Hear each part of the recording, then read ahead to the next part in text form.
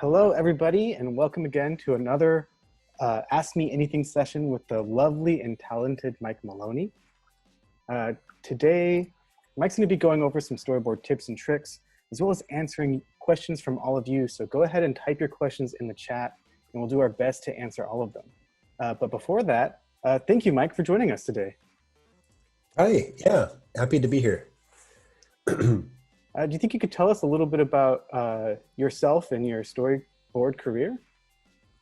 Yeah, sure. Well, I am a LA local, so I grew up around here, and I have kind of weird career in that I started in storyboarding. My first job was a board artist at Nickelodeon, and then the recession hit around then.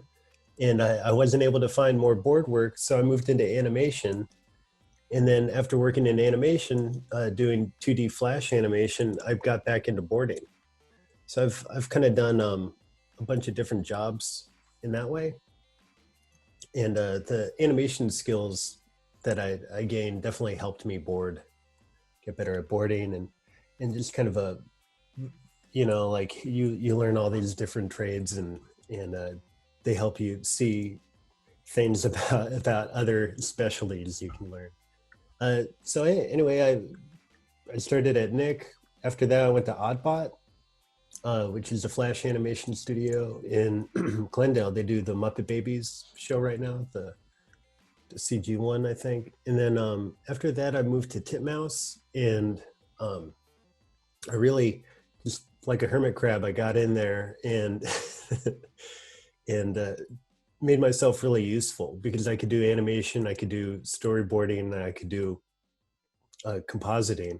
So for a small studio like that, I was able to fill in a lot of different roles. And I've ended up being there, I guess since. Like I left for Cartoon Network, I guess 3 years ago, but the show that we developed, Mau Mau, it is being produced at Titmouse, so I'm back at Titmouse.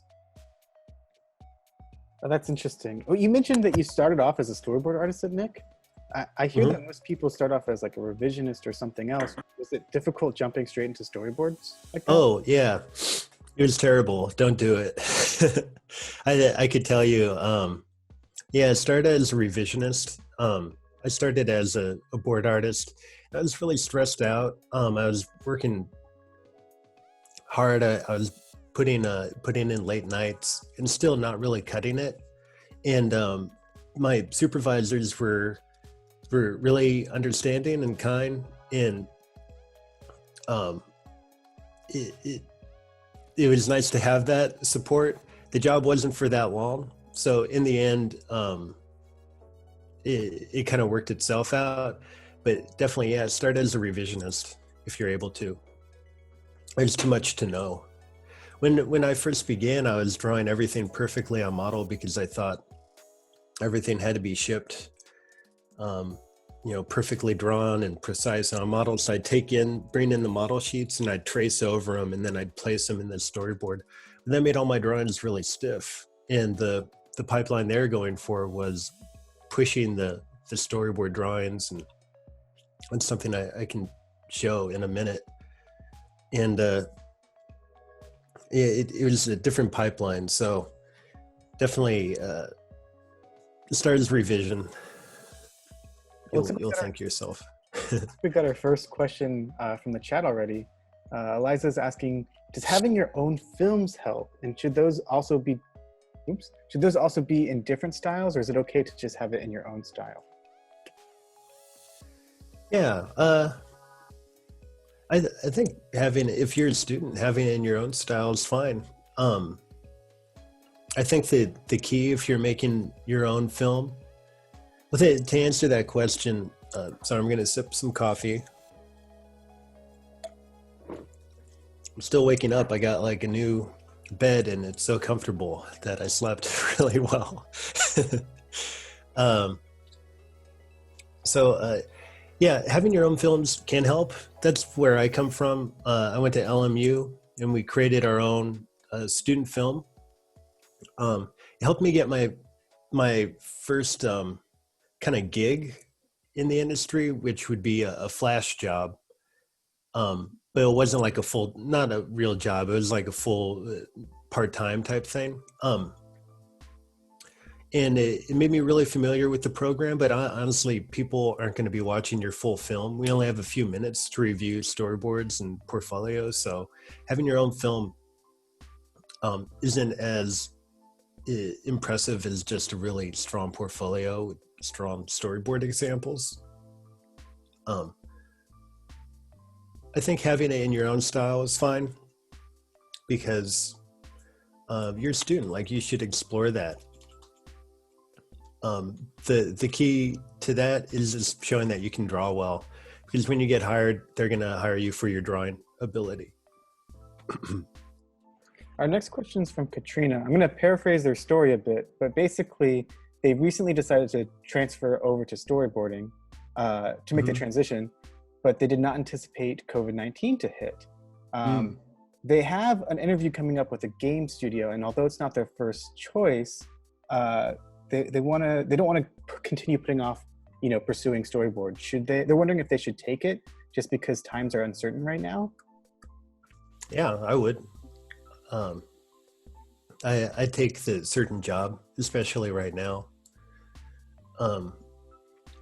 And if you really want to be a story artist, like that'll come to you. Some people, that journey, it takes years, like just to trust in your ability and your drive, and I think you'll make it. When I graduated, that's what I wanted to do. That was my thought. Well, I wanted to do TV, but I was like, well, maybe one day I'll make it into feature. I could break in. And eventually some feature work did come to me, just by working in TV. I think video games, it's a very different pipeline. So you might, it might be a tougher break later, shifting careers, but I take the sure thing for now. Have you ever boarded in video games yourself?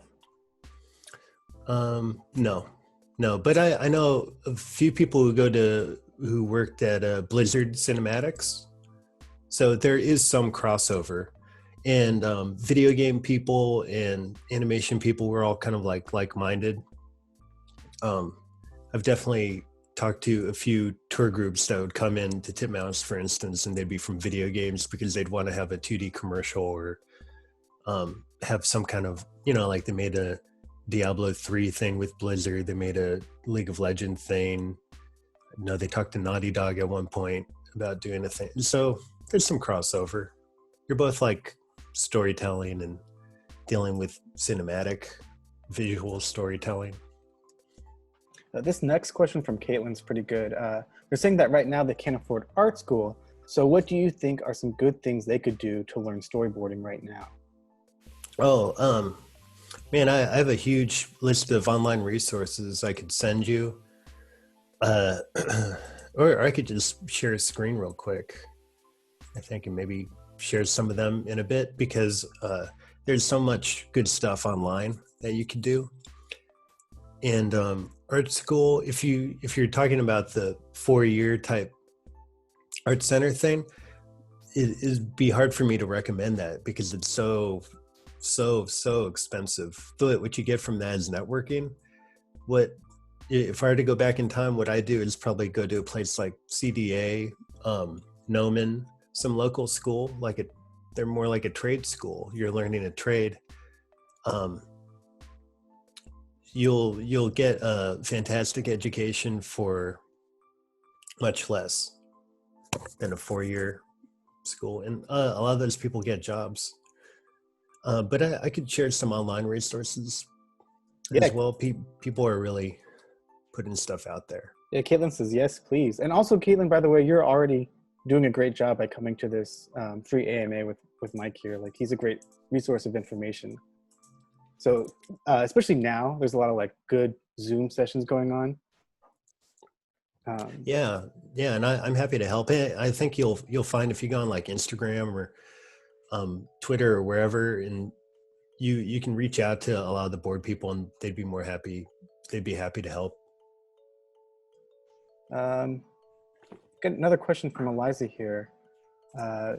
Who's asking, because so many people are unemployed right now, should we put freelance on our resumes? What if you're doing small project with friends? Uh, yeah, I don't know. Honestly, whenever I've looked at portfolios or boards for someone to hire, we don't. I don't even look at the resume. I'll maybe check it to see when they graduated to see if they're green or not. But I wouldn't check. I'd check with people you worked with, or yeah, that's kind of the main thing in your own personal work. Oh yeah, Oh, animation artist just oh, posted great. the resource list. Oh, So, thank you. and there it is in the chat. So that's great. Actually, I might follow up on that question where you're talking about you look at the portfolio first. Is that like the biggest requirement before you look at resume? Yeah, 100%. Um, I don't even bother with the resume half the time. It will be like a thing I'll check after I'm like, oh, I'd like to reach out to them just to make sure they didn't graduate in 2019 and I'm hiring them for a job that might require more experience. Which it isn't super fair, but at the same time, like I know you need experience before you're going to be able to hit the ground running on all these jobs. I've experienced it myself at Nickelodeon. So, yeah, resumes don't matter. It's you want it because maybe for freelance, maybe people will be checking that or um, like HR people or production people might care about that more. But I look at the portfolio first, and usually I'll look at their Instagram or Tumblr or whatever art I can find on them. That's good to know. Some Yeah. info information. Speaking of freelance, Simon is asking, maybe you might, I don't know if you'll be able to answer this, but when you're doing freelance, how do you find your first client? Well, I used to do a lot more freelance, and then I stopped because it's always when you're not working that much, and you're like, oh, I could take on a little extra, and then you get the freelance, and it just makes your life awful, and you're so busy all the time. So I don't do a lot of freelance. I usually turn it down. I think finding your first client, it's all about networking and connections. Every time anyone's reached out to me, it's because they know me or someone who knows me, and they heard maybe I had free time or could take on the extra work.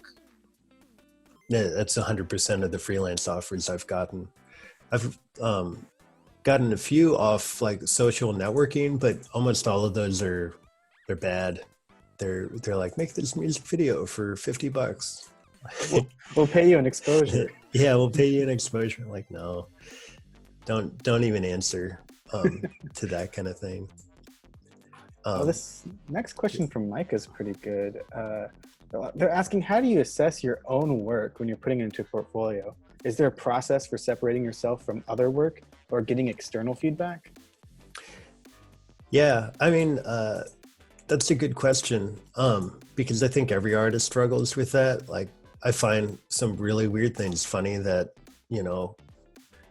someone looking through the portfolio might not think is funny or care for. So I want to think about who you're applying for. If you're applying to Rick and Morty, that's different than, Care Bears. So keep that in mind in assessing my own work. Usually time will help me. I'll come back to something in a week and look at it with fresh eyes and realize like, oh, that is confusing, or, oh, that idea was a weird idea. So give yourself some time, and it's great if you could get a second opinion from someone you trust, who is maybe, someone you feel comfortable sharing personal work with. Second opinion is always good.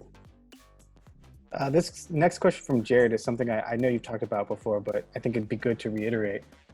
Jared says, I've heard recruiters and story supervisors prefer to see clickable boards in portfolios rather than animatics. Though I've seen some artists record themselves pitching their boards like they would in a story room. Would you recommend a young board artist do that, or to show off their internal timing and personality? I'd recommend the clickable boards for sure. 100% that over animatic or even recording you pitching. Internal timing and personality, that's all great. That could be good to have as like icing on the cake. To If I'm like, oh, I don't know if I want to hire this person, you put that out. I'm like, oh, they're really funny. They have great timing. Like they seem like they'd be fun to work with. That could put you over the edge. So having live example, which honestly that wouldn't take too long. You're just clicking through and recording yourself. Once you have that board, that'd be easy to add. So having that is fine. I wouldn't do the animatic. I actually just took a class earlier this year and made an animatic, and there wasn't really. It was just more of a personal challenge because I wasn't looking for a job based on that animatic. So I did it for my own fun. But I couldn't recommend that to anyone searching for a job because the recruiters and story supervisors only have so much time. And if I have to sit there with my hands tied and like watch your animatic, I'm going to want to scrub through pretty quick just to see where you are at skill wise. If you let me have the control and tap through really quick, that's better. Is it like similar to speed reading where people have Yeah, a little bit like that. Like I'm not going to give your board any weight. You might want a really long quiet moment. I'm going to go right through it and be like, oh, that's a long quiet moment. Okay, I'm going to keep going. That's a good idea. That would be good there. Like I don't need to see the animatic and see it played out to know what your thought is and what your intention is. Our next question from Mariano is asking if you could explain your process or your method of starting a storyboard. Yeah. Well, I actually have like a little demo set up, so I can show how I do that in at the end of the Q&A. Okay, great. We'll come back to that then. Yeah, it'll go from thumbnail to how I clean up a background to adding in the character and then camera moves. And I hopefully it'll kind of break it down for you in a clear way. Yeah, that'd be great. All right, so keep an eye out, Mariano. Stay till after the Q&A. Mike can go back over that. Yeah. Okay, so next we have one from Sylvester, who's asking, how do you figure out the best way to compose a successful scene using a different... Okay, this kind of sounds like similar to what you're going to cover. The best way to compose a successful scene using different camera shots and angles, and any advice on exercises that we should pay attention to? Well, the best way to figure out and compose it, that's always the script or the moment. If the characters are sad, maybe use a down shot. And if you want to see the emotion, get close on the face. Usually you can think of it this way: framing, like a really wide shot, you get a lot of information. Closer you get less information, but you get more emotion. So frame tight, you're just seeing my face and you see emotion, right? I'm happy. But as I widen, you get all this information, you're not focused on my face, so less emotion, but more information. And then that's framing wise. Camera angle can also add a lot to the emotion, where a down shot, sad, because you're looking down at the character, they look small, pitiful. Look up, they look up at angle, they're powerful. So it's all about the story. This next question from Emily we get all the time. What do you do when you have a creative block?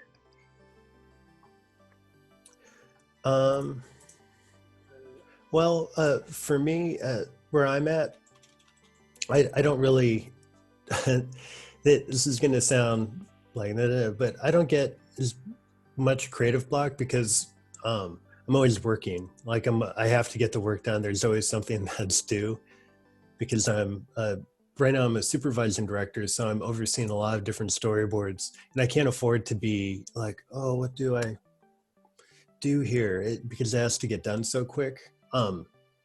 So usually I'll go for the simplest solution. what I'm dealing with. If I'm working on my own thing and I have creative block, sometimes I'll skip what I'm working on. Um, if it is a really difficult, maybe storyboard problem, I'll skip it and I'll keep moving forward. And then usually something in the back end of the storyboard um, might help me figure out the choice I want to make in the present. Yeah. You mentioned like not having time. Does that mean like you think like deadlines are a good way to get over creative block in some ways? Yeah, for sure. Because it forces you to make a choice. A few years ago, I worked with a revisionist who turned in hardly any work one day and was saying, "Oh, I'm sorry, I'm having a real bad drawing day." And I was like, "Oh, okay." But in my mind, I thought, we can't afford you to have a bad drawing day. Like, you just got to figure it out, like move forward because, yeah, it's a business. Like, if you aren't performing, then you aren't doing your job. I almost view us like janitors, or not janitors, but like plumbers. It's like, oh, I had a bad pipe wrenching day. Oh no, like just keep wrenching pipes then, and eventually you'll get it. You got to keep moving forward. I guess that kind of also has to do with like not being so precious with your drawings, because it's not like plumbers are like this pipe needs to be wrenched perfectly. Yeah. In boards too, no one's even going to see the pipe. It's a lot like plumbing. It's all under the house, but it makes the water flow. So yeah, I could keep going with this weird analogy for sure. I love weird analogies. Yeah. Yeah. So, think about it that way. Like, no one's going to see that plumbing. Like, it has to be solid, but it doesn't have to be pretty all the time. This next one sounds like a tough one. Amelia's asking, in your opinion, how likely is it for someone located in Europe to be able to get storyboard jobs in the US? Especially right now, it seems that working from home is encouraged. Yeah, storyboard would be really hard, I think. I could tell you on the production I'm on now, we work with a lot of Europeans in design because you can kind of just give them like, design this character. They'll do their work and then they'll come back and there'll be short meetings because with the time difference, it can be a little bit difficult. Storyboarding is a little trickier because it's much more involved. There's a lot more back and forth. So I think a lot of people like to work with storyboarders here in LA. And on top of that, I think LA just has kind of the big storyboard talent pool in the world. So people are always drawing from board artists around here, and they'll be like, I need another board artist. Do you have a friend? They're like, yeah, my friend Charlie, we used to get lunch over at WB. I'll recommend him. So, all the networking, because everything's here, it's tougher to break into storyboarding in particular. But like I said, right now we have our design team are 2 Italians and one potentially one guy in Spain, I think. So we on shows before that, like we had a bunch of effects animators who'd be, one guy was in Russia, one was in Brazil, like can freelance out. Storyboarding hard. Our next question is from Katrina, who's following up on what you said about having a clickable portfolio. They're wondering if it hurts to provide the animatic as well to the clickable boards. Yeah, what I do is just offer the animatic below. You have the clickable board, and then maybe the 5x10 beat sheet of all your storyboard panels, and then below that you could have the animatic, or the one click and then animatic and then the beat sheet. But yeah, I wouldn't lead with the animatic. Does that make your portfolio a little bit over cluttered if you include all 3 of those? I mean, maybe if the layout is pretty clean and clear, I think it could work. At any rate, if it isn't working and it is too cluttered, then maybe I'd get rid of the animatic. or you know, reduce the amount of beat boards that you have up. Because yeah, it's true, you don't want to overwhelm the person. Like, here's my, 10 different ways you can digest this portfolio. But yeah, I'd prefer the click over animatic. I'm not going to hire you for doing your editing or sound effects. Like, maybe you're a really bad voice actor and you're like, I could sell it. But it could hurt your storyboard if you aren't very good or you have really slow timing. I think a lot of people who make their own edit video, they do that drawing that they really love, so they want to put it on screen for way too long. And for you, it's impressive because I did this drawing, I'm really proud of it. But for the person viewing it, it might be way too slow. Our next question here is from Alyssa, who's asking, in animation, do you get the shot list or just the script? I'd say script most of the time. Yeah, shot list, no, we wouldn't get it. That's like live action. Yeah, we wouldn't get that.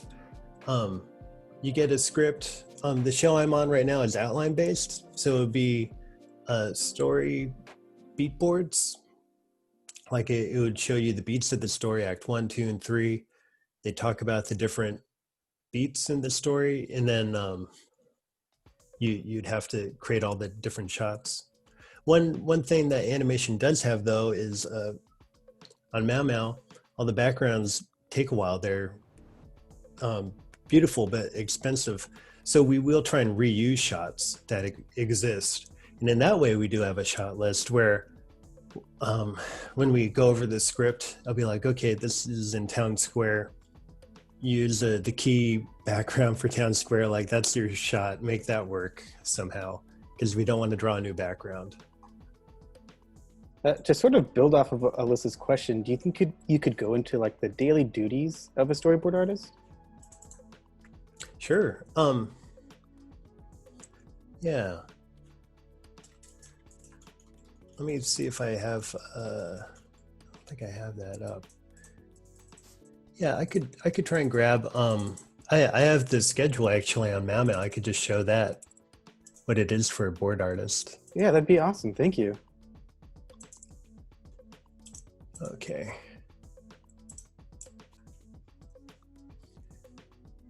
And yeah, so the first week, you're going to be doing thumbnailing.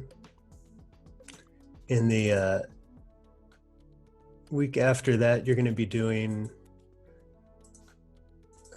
there it is, sorry.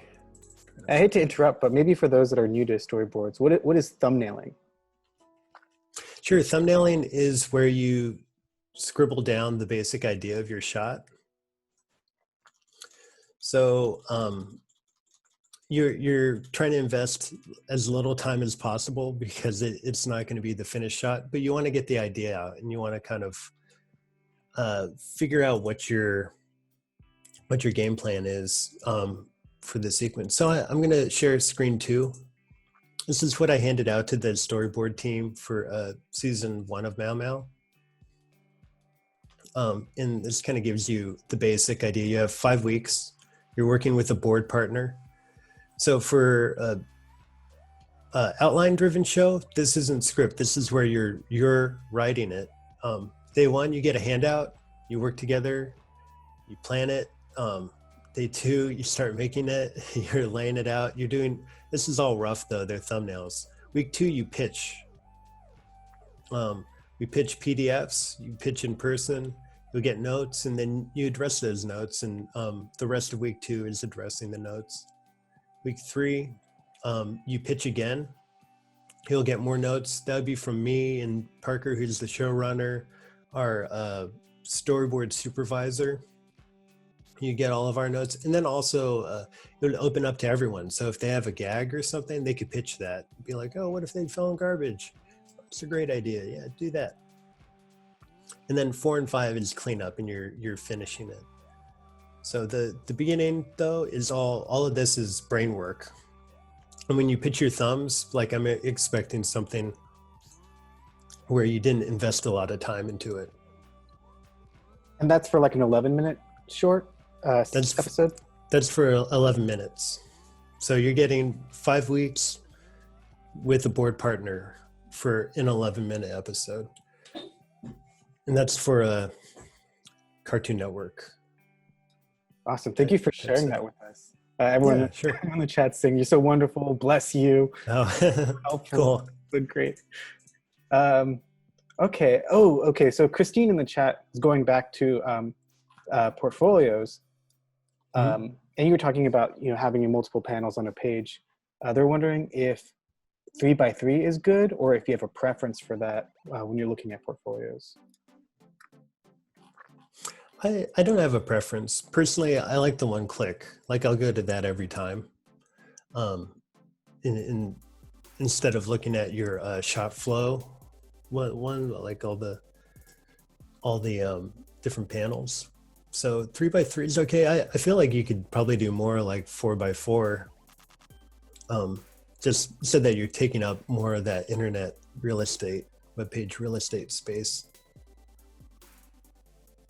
Our next question here is by Sylvester, who's asking if you have any advice on building speed so they can prepare themselves for their first storyboard job.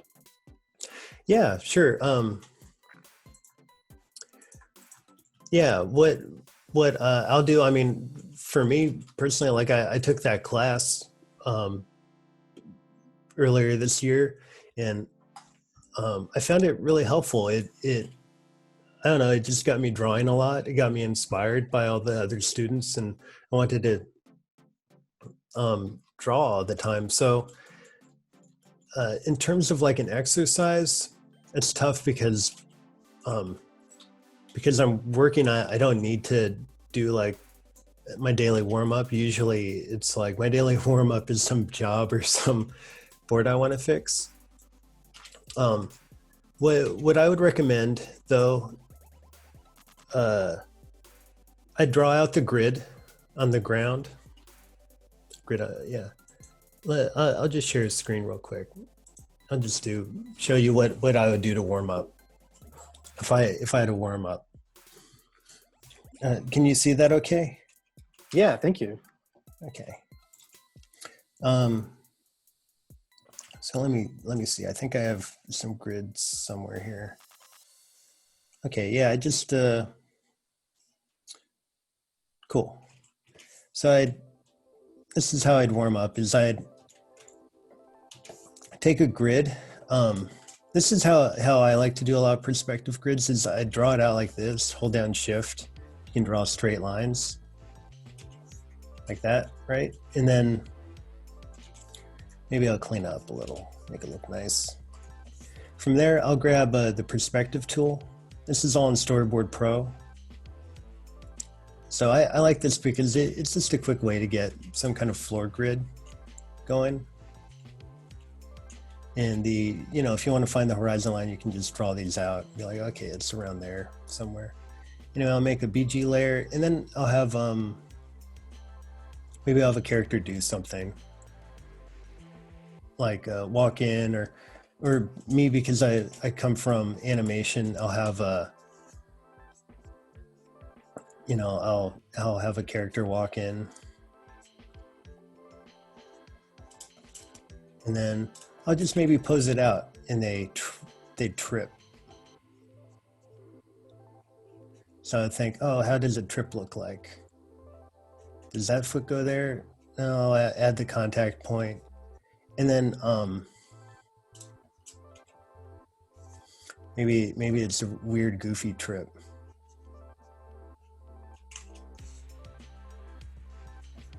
And they fall, and then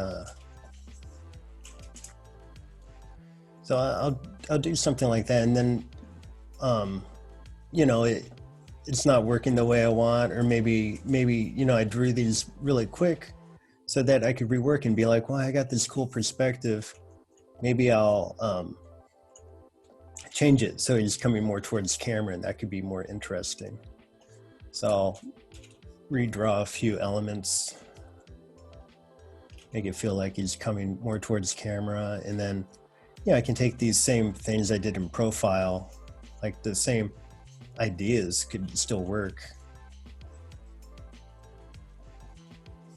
But I'm looking at the perspective, because I think what a lot of people new to boarding don't realize is, like, you're boarding on a stage, you're drawing these characters on a stage, so you always want to have perspective, always, like you always need it, because if I were to draw this without the perspective grid, the characters and everything would feel floaty. I wouldn't know where the up part of them is. Like if they're wearing pants, do I draw the pants like that or like that? But once I have the grid, I know, okay, horizon line's around here. So I know how to draw the character, because everything above the horizon line would be an upshot and everything below it would be a downshot. So that's how I'd warm up. Yeah, just drawing characters, and something simple too, like a stick figure like this. And then usually once I draw the basic thumbnail, the basic character, then I could put whatever model I have in mind on it. Like, okay, the eyes are there. I'm just making up a character. I don't know who this is. He has a little hair up top. And you'll develop your own shorthand over time.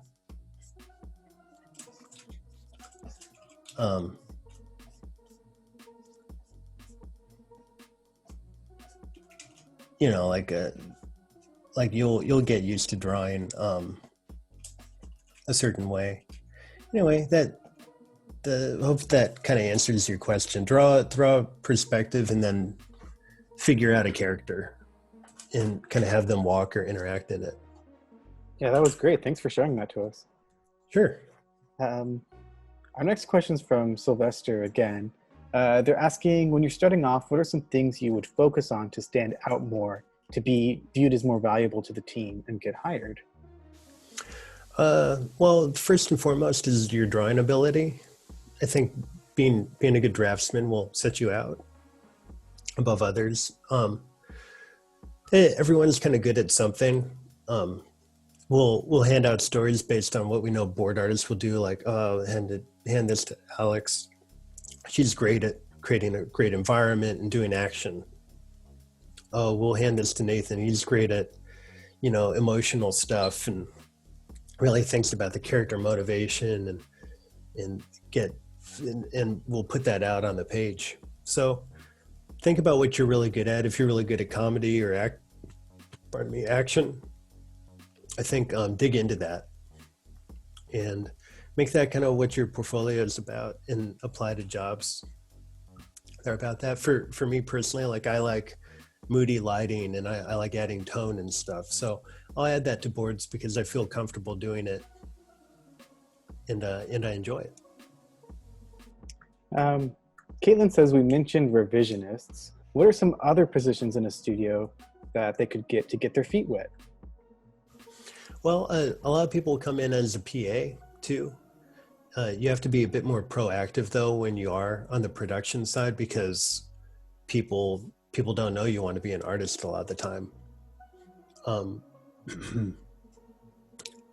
Internship as well. I think if you're trying to get into board revision is really the entryway for that. I will freelance out work, like cleanup work, to board artists who I know are trying to break in sometimes, to give them more mileage and maybe a portfolio piece or two to help them out.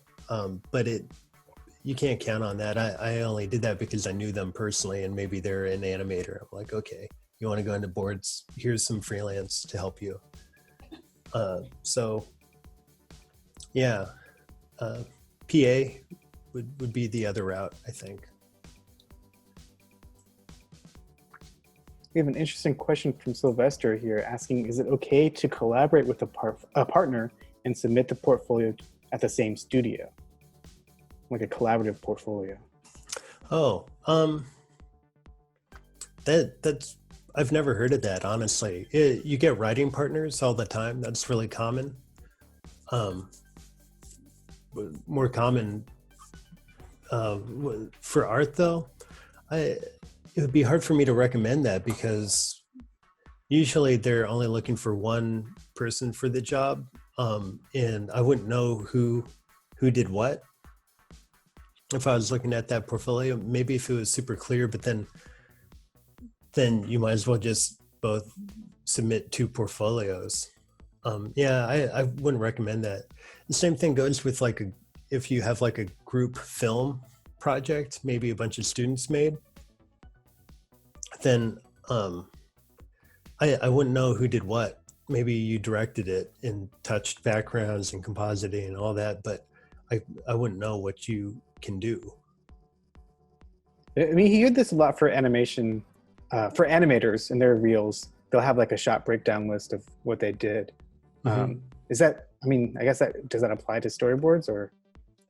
Yeah, I mean, I have the exact same problem. Like for me, all I'm doing is revising boards. Like, how do I make a portfolio? I can't really. My portfolio is the last storyboard I did was in like 2012, and I wasn't as good as I am now. But I have no storyboards to share because all I do is fix storyboards.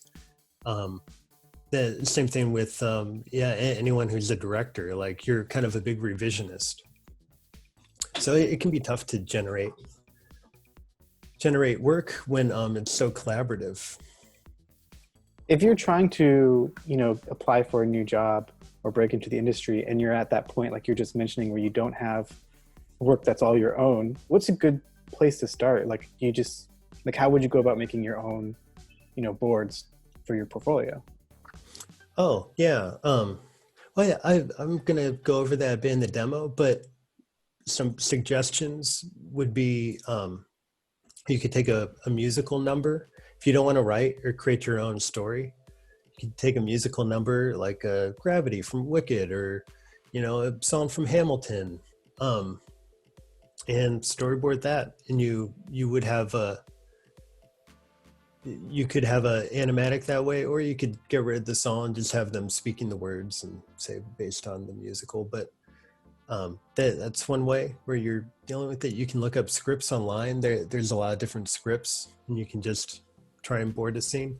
That's tricky though, because you're working on something already established. Personally, like the way I got my first job at Nick was I did a short story about a elephant trunk that is trying to get a peanut from a snake pit, and the snake falls in love with the elephant trunk. So because the trunk looks like a snake, I did that because with that, my pitch would be do something with animals, because I think animals, you have a lot of story built in there already, like a dog chasing a cat. You get that immediately. There's no subtext or anything you need to set up. You get it right away. And I do like a chase, something physical like that, because that you're a visual storyteller. Like you don't need to write the dialogue. Like I'm judging you on your ability to tell a visual story. So that's why I try and keep it something physical if you're generating your own storyboard idea.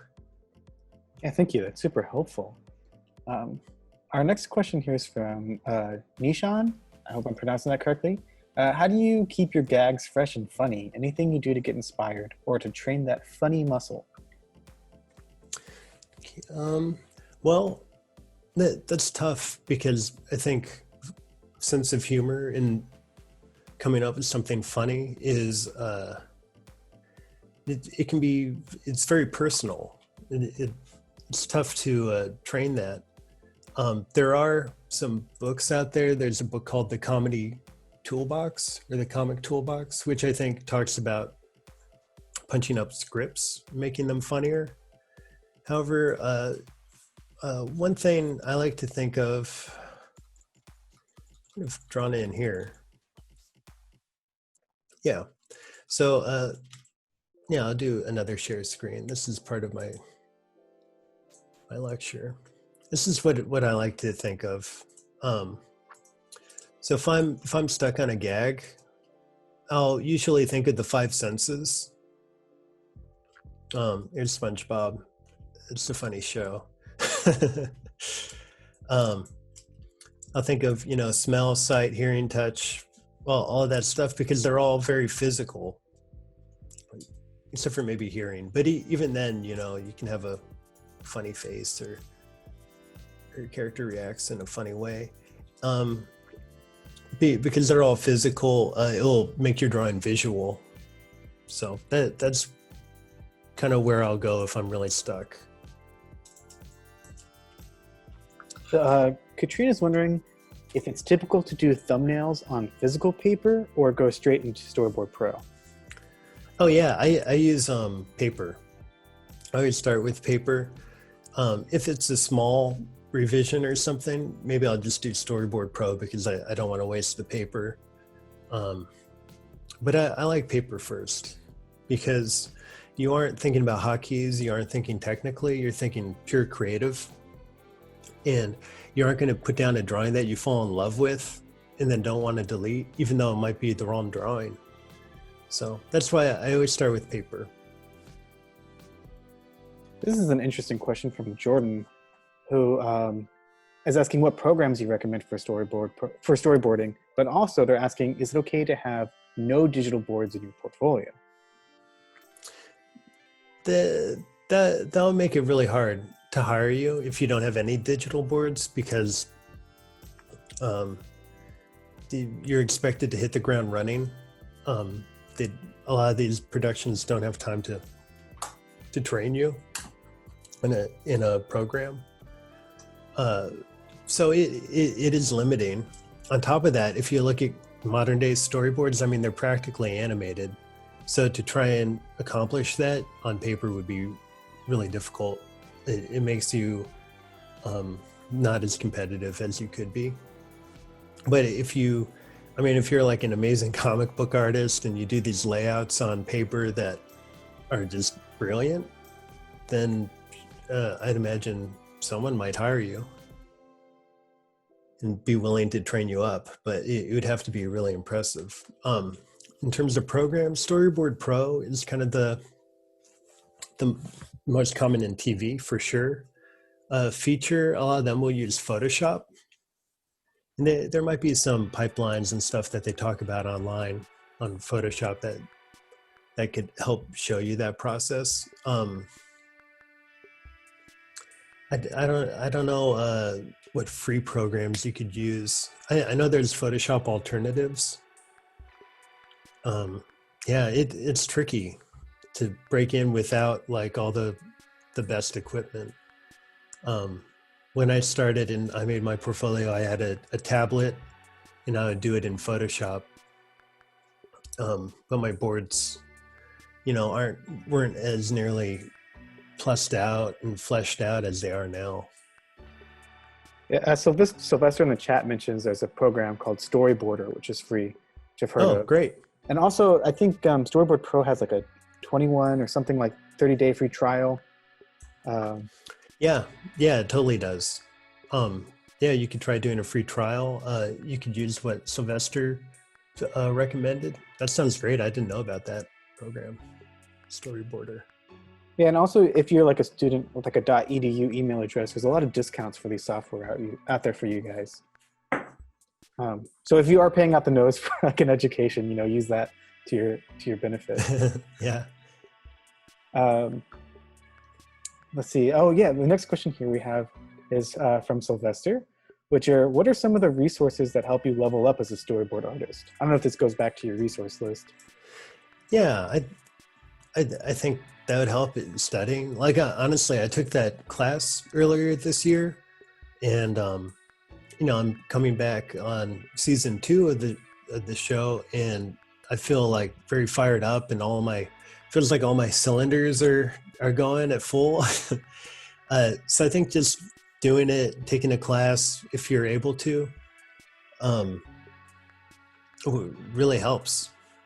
Like I feel really good right now because I took that class and it made me look and feel inspired by a bunch of things that I normally wouldn't seek out. It made me do a bunch of drawing mileage. So I think doing a class is great. That works for me.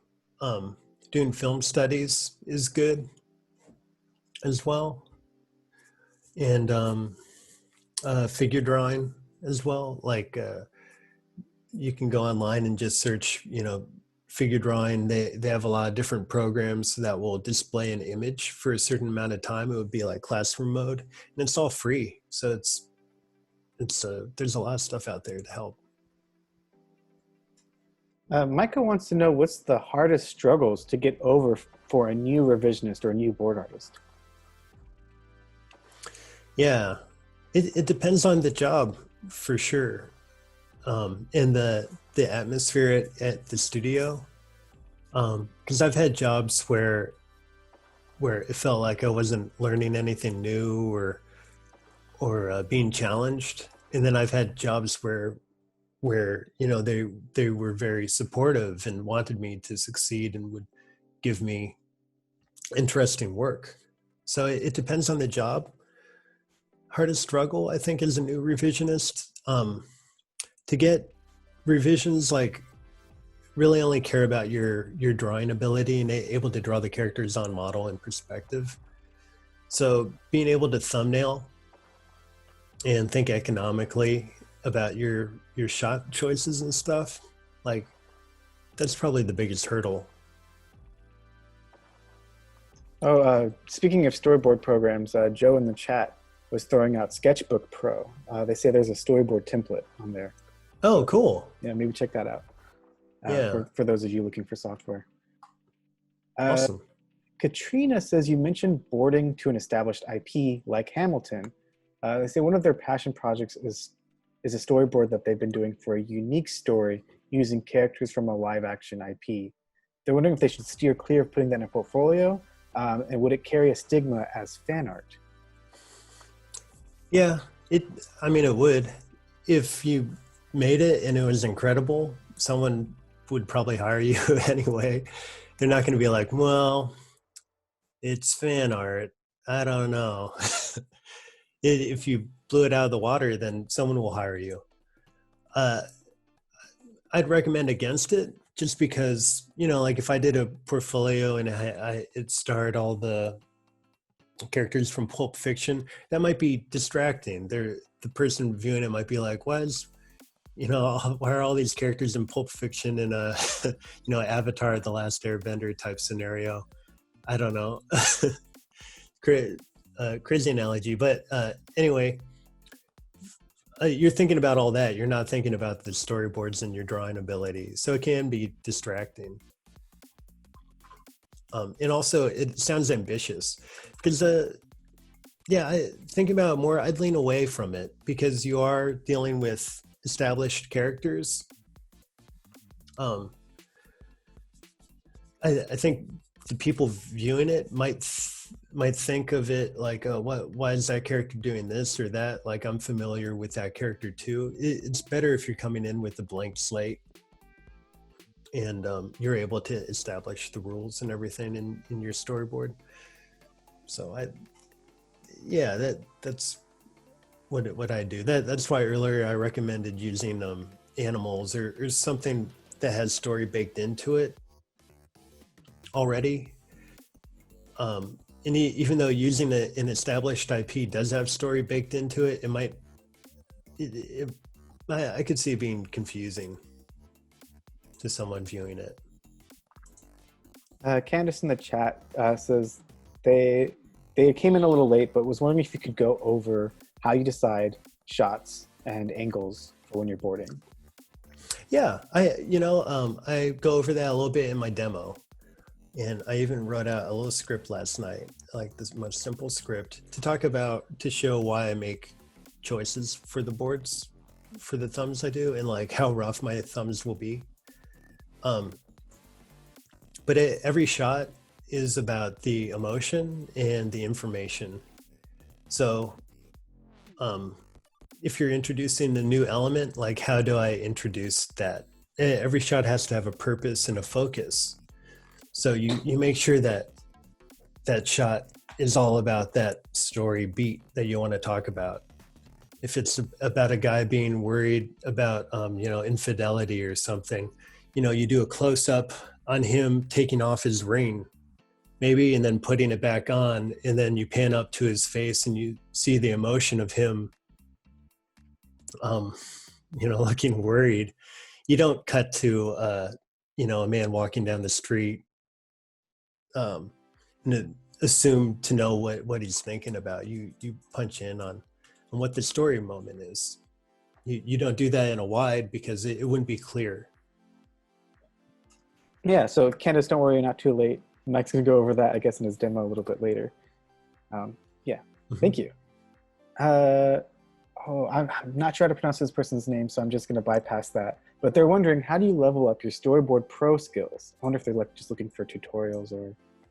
There's a lot of good tutorials online. I like, I think Mike Moloney, Sherm Cohen, like there are some good tutorials online that go over Storyboard Pro. Some tips, because it is, I found the transition smooth for me because I had worked in Adobe Flash and Photoshop so much that I was like, oh, okay, yeah, this is the hotkey for this program. Got it. It's easier to think about. But I could see how it could be really tricky, and it has a lot of weird quirks in it. The best way is maybe on Facebook. I know on Facebook, there's some Storyboard Pro user groups, things like that. You could try joining one and ask your technical questions in there. That could be really helpful. I run into technical problems all the time, and there's someone on my team who's really good at Storyboard Pro, and they'll usually have the answer. And it would take me an hour to figure out, like, oh, there's this random setting and preferences that would change it. So talk to people, because there's stuff online, but people know it better than from what I've seen. On that note, Joe from the chat, and I'm going to paraphrase this, is wondering if you have any like hotkeys that are your favorite or that have saved your life or that you use all the time. Oh, hotkeys. Yeah. For me, I like to, because I do a lot of posing on one single panel, I'll delete layer. I made a hotkey, so I'm always deleting layers. I could be better with hotkeys, and they're tough to talk about because you use them so much. It's like, what am I even hitting? Like, it's muscle memory at one point. So I don't even know what hotkeys I've set up. I know whenever I set up a new Storyboard Pro, I have to change a few hotkeys. So I'd say one would be I make T, delete layer, and then I make sure that I have a copy and paste feature as well, because I'm always grabbing elements of drawings and copying and pasting. And I hold down Shift a lot to draw. I like using the straight line feature. It will make you draw buildings and hard architecture so much quicker. It's really helpful. Kanan's wondering, how can you get better at action boards? Well, I study what some of the really good action people do out there. I know in that Google list, I have a few recommendations, and you can download their animatic or video and just kind of step through. Here, I'll even show you what I did recently, because I was like, wow, that looked great. Everyone, I know a lot of people who do this. Let me see.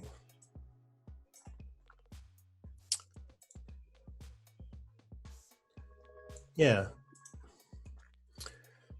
So I asked someone at work, I'm like, hey, how do I rip this off Twitter? Because this animation's so pretty. And then I don't use this Windows, but I'll go through and I'll scrub through the animation. So this is the Rise of the Ninja Turtles show. And I was like, man, this animation is so good. Like these effects are great. There's this really cool, flash right here, that strobe flash. So I'd pause it and I'd go through step by step and see what they're doing. Now with online stuff, like you can really go through and step through animation like never before.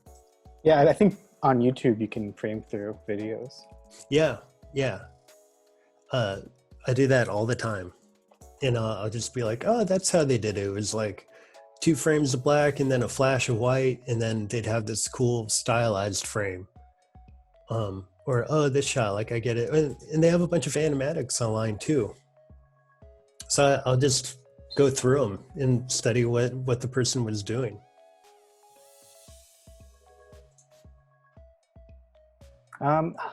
Before we go on, I just wanted to double check with you. How much time did you need for your demos that you had planned for today? Maybe I could start the demo now, and then I could go back to answering questions. Because maybe I'll answer a few of all the questions. Yeah, is that all right with everyone? We're just gonna jump into Mike's demos. You can still type in your questions in the chat, and if they're like, I'll ask them for you. Okay. Yeah, everyone says they're good. That sounds great. So I'll get into the demo. I don't think it'll take too long.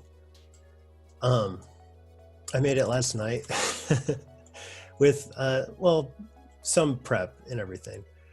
So here's kind of the 2 common questions I get a lot, like cleanup for your portfolio and what do you want in a portfolio.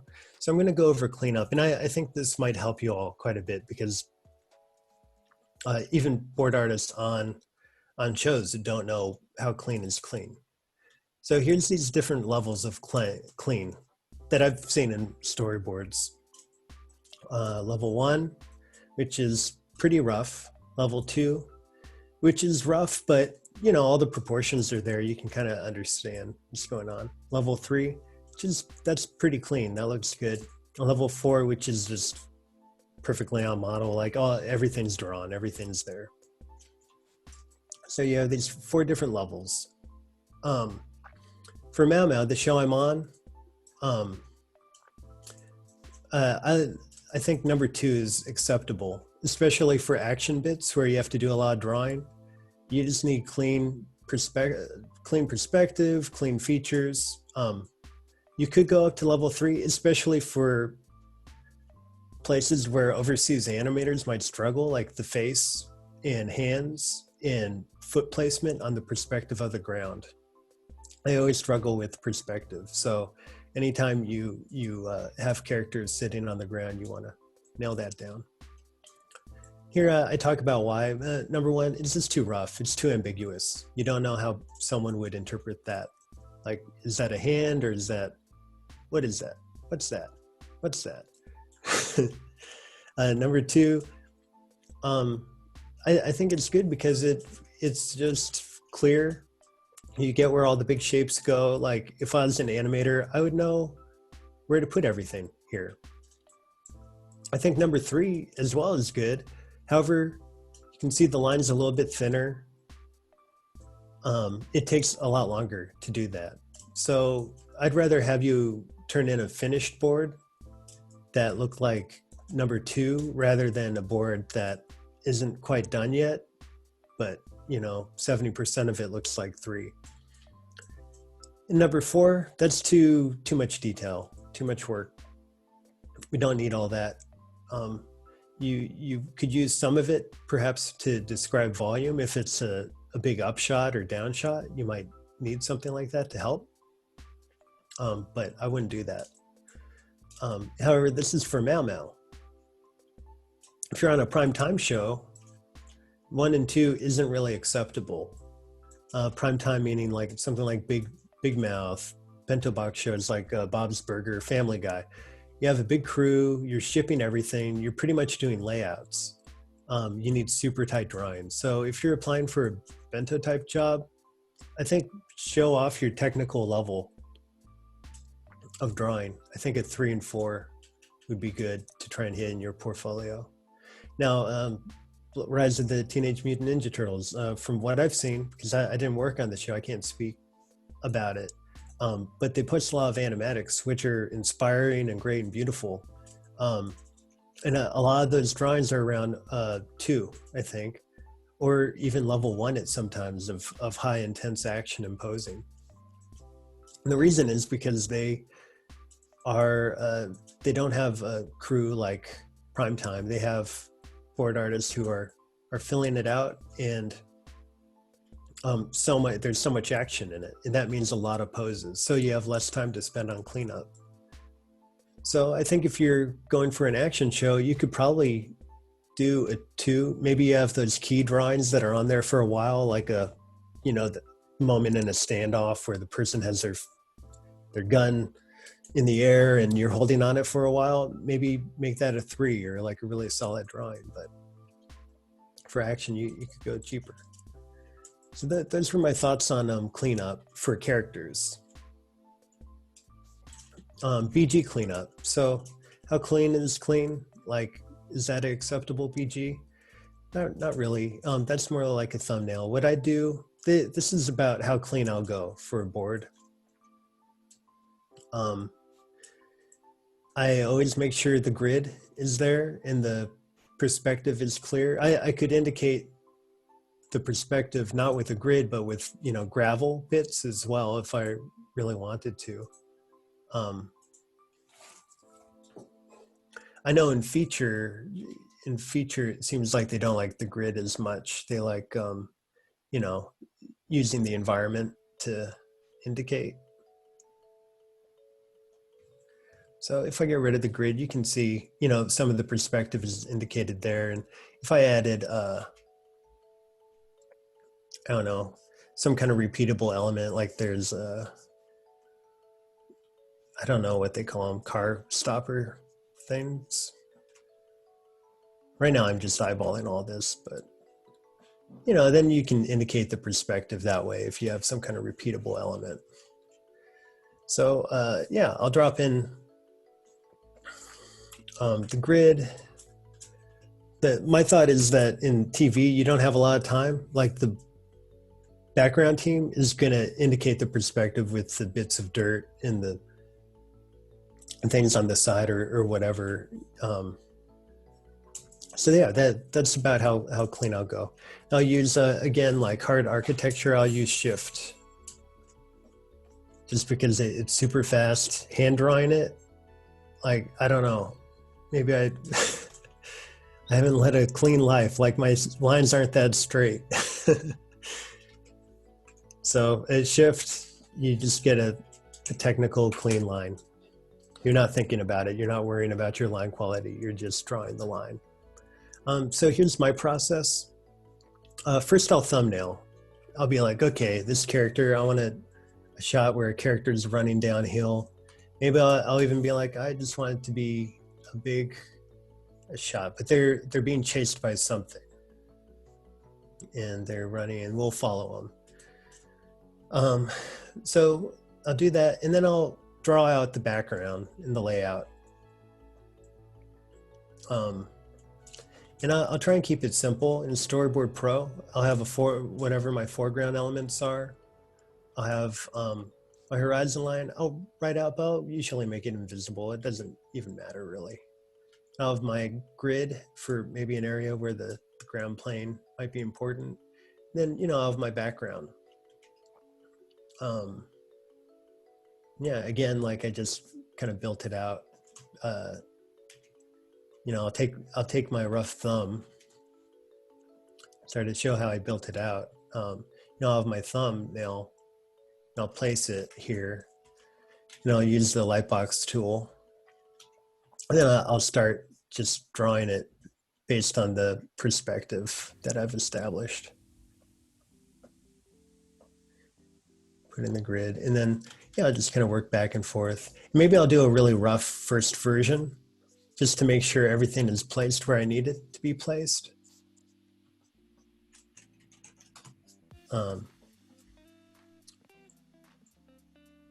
Cool.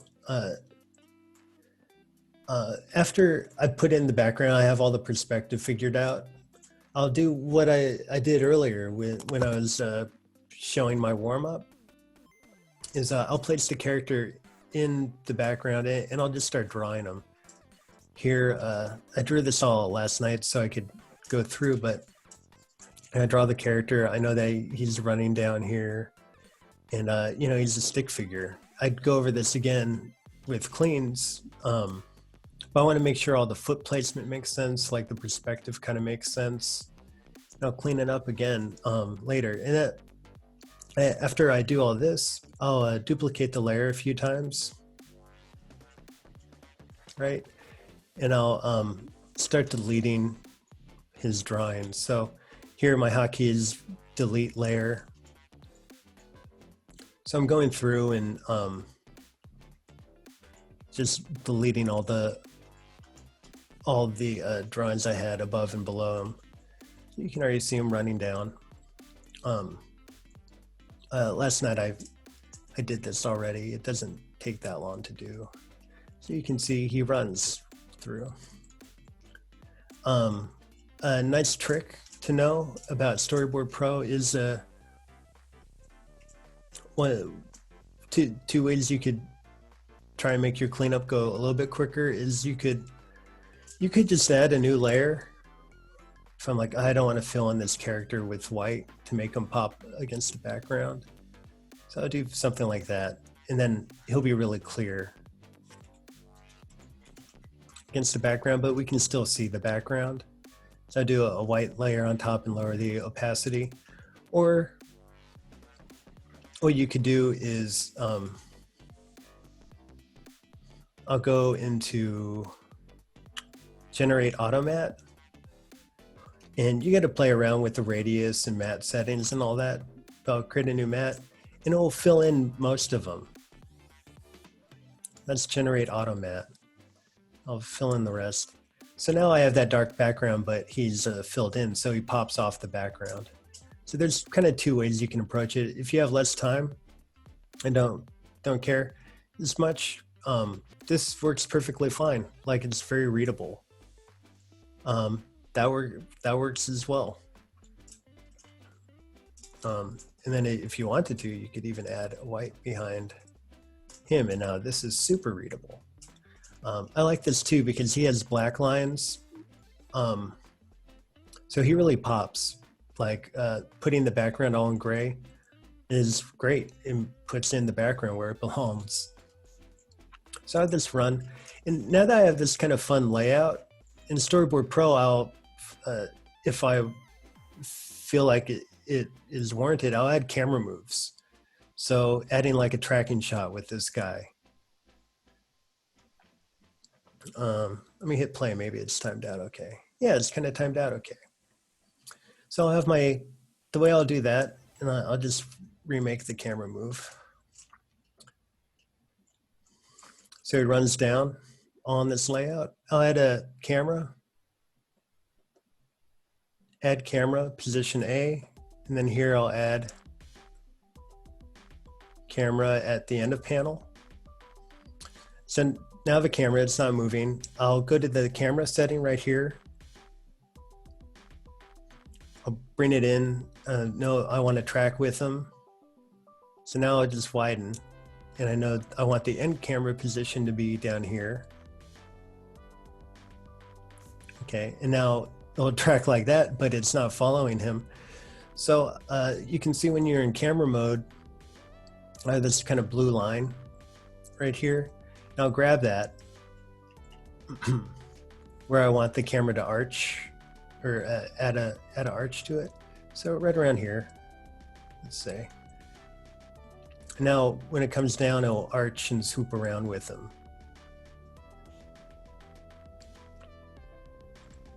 And then I'll be like, oh, wait a minute, like the camera's still going, but he's left frame. Like, oh, I want the camera to be, you know, hit that end pose a little bit sooner because he's not really moving in the frame too much. And unfortunately, it deleted my key, so I'll just redo it quick. Yeah, that's better. Cool. And that's how I'll do a scene pretty quick. And if I were to turn this in, you know, I'd clean him up more and I'd bring in the model. Wonder if I can, lots of times what I'll do is sorry,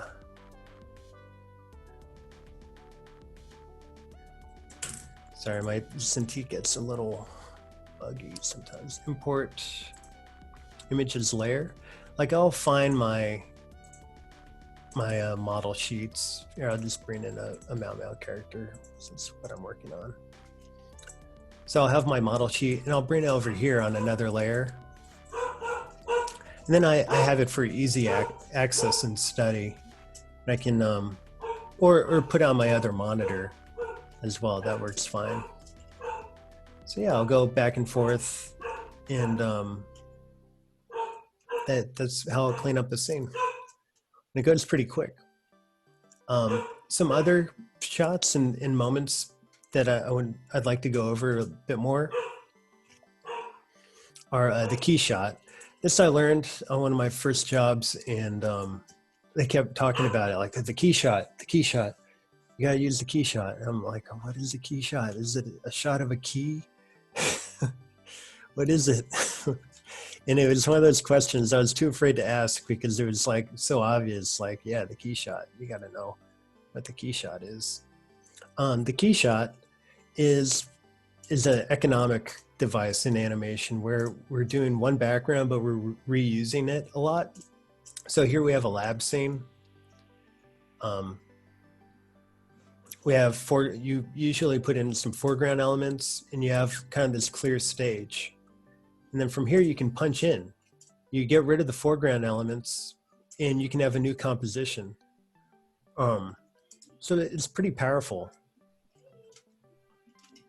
You could even get rid of the foreground elements here in this, and you have a different shot. You could just punch in a little bit more and be a different shot. So it's a great device to use. You see it a lot in kids comedy shows and stuff. When you don't have a big budget, like you got to think this way.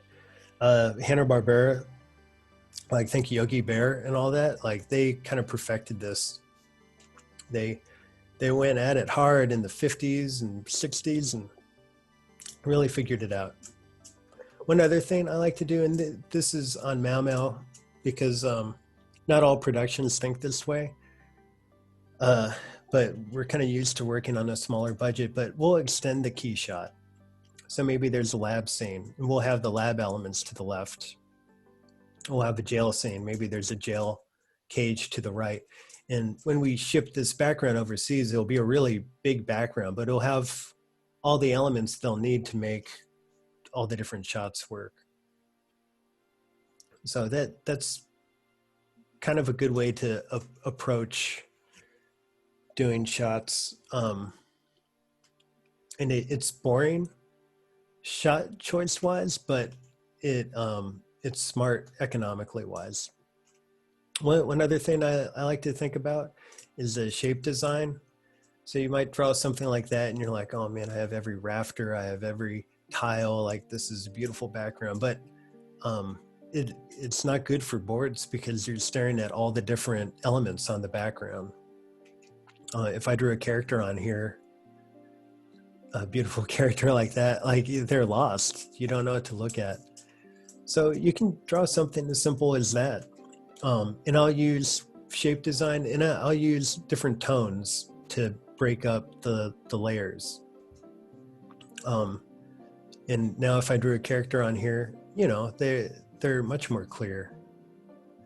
And this took me, I don't even know how much less time, but a lot less time than that.